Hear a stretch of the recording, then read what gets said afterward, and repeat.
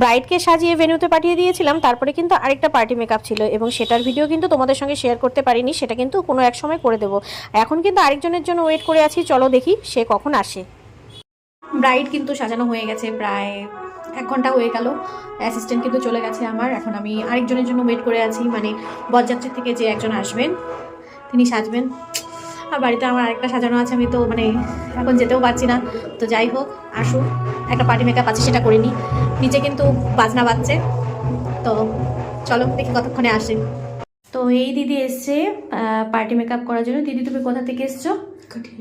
আচ্ছা, তুমি কি ধরনের মেকআপ চাচ্ছ? সিম্পলের মধ্যে কি পার্টি ওয়্যারের মধ্যে?